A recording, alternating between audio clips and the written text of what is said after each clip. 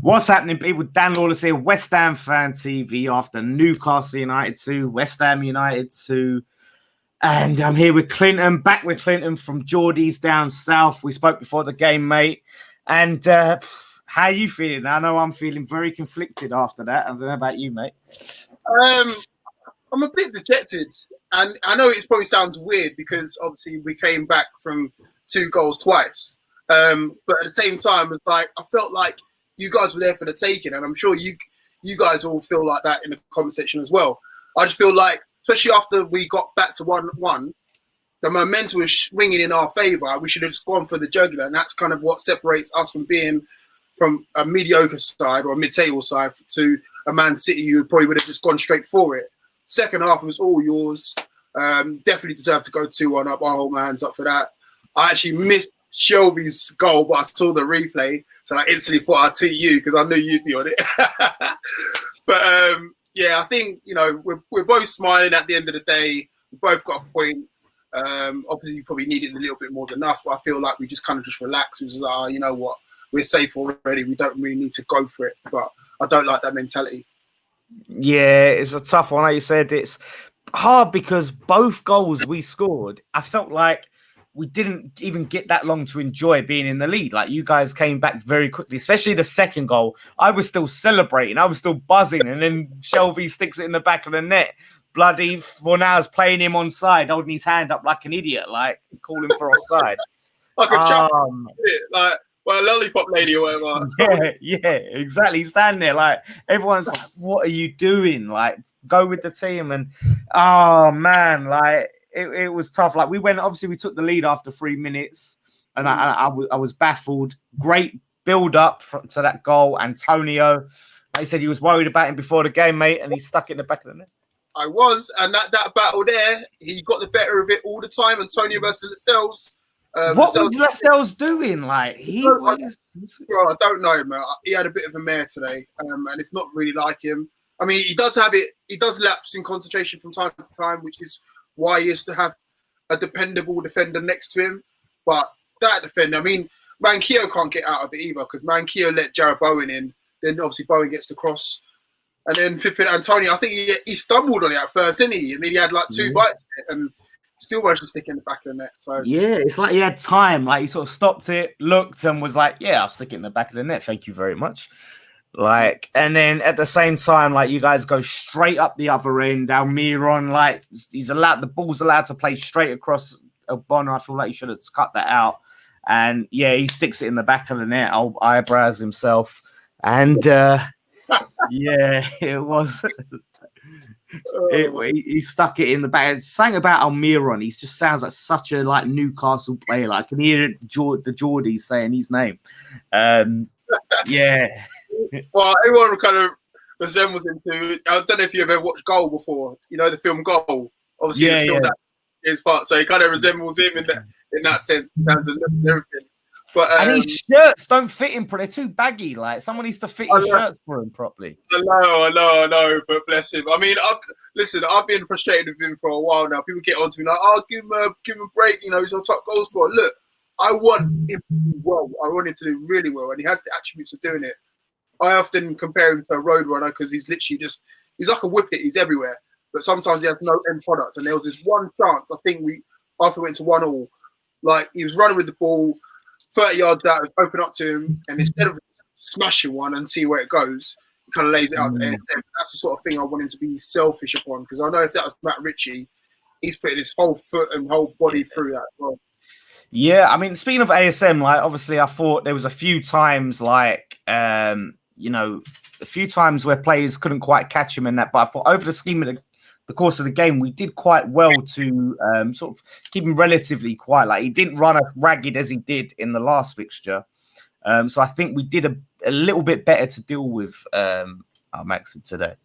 Yeah, I think you guys have kind of learned from your mistakes. I'm sure Pablo Zabaleta probably told him a couple home truths about him, but any single time he had the ball out on the left, there was literally about 3 men around him. And I think you did your homework, obviously. We sort of forced him to drift in the middle a few times. He had to sort of it worked out well. I mean, he still managed to kind of get a pre-assist, I call it. Like, he helped, obviously, pass it out to Kraft to cross in. But and that was from the centre. But I think most of all, like he does his damage out on the wide areas, and every single time he had someone, he had at least 2 men on him at least. Yeah. As a card carrying member of the Dwight Gale fan club, how did you feel today about Dwight Gale? Because I thought we kept him quite as well. I didn't see him get to come into the game too much. There weren't a few times, then enough times where I thought, oh, Dwight Gale, like, I was really watching for him in that way. I honestly thought he did okay. He also got the assist as well for Shelby's second. He played the 1-2. Yeah. So I think he actually did all right. I mean, in terms of strikers, he's not like top tier. I know we was having this kind of discussion beforehand, like he needs to do a little bit more. But I think he did better out at the front too, and that's obviously comparing him and Joe Linton. So, you know, if you're giving him a play rating, you're doing a 7 out of 10. Yeah. But, you know, he obviously can still do more, but it doesn't help when you've got Joe Linton alongside you, not really helping out. Yeah. And then I tell you what, when I see Andy Carroll coming on, I was like, don't you dare score that winner. Honestly, we was all panicking because it was just written all over. Andy Carroll scoring the winner. Man, the thing is, though, bro, he came on too little too late. And this is the thing, like, there's the arts, obviously, substitutions, like, knowing when to sniff danger, knowing when to hit the team that you're opposing, like, at the right time. And I felt like we just kind of left Joe Linton on too long. Like, he was there for the taking because we was pretty much playing walking football at times. I think both teams were pretty tired. We definitely looked tired anyway.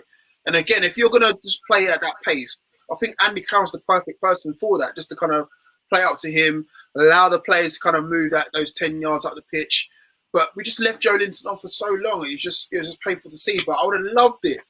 I'm going on my Kevin Keegan route. I would have loved it if he would have scored the winner. But you know, it wasn't. The fume would have been massive from West Ham fans. You do not understand. We would have. I would have been you would have lived that down for ages, mate. I'm gonna say that. Nah, trust me, you don't realize how bad we'd been fuming. But I mean, before we go, was there a particular sort of West Ham player that stood out for you today? Anyone that stood out?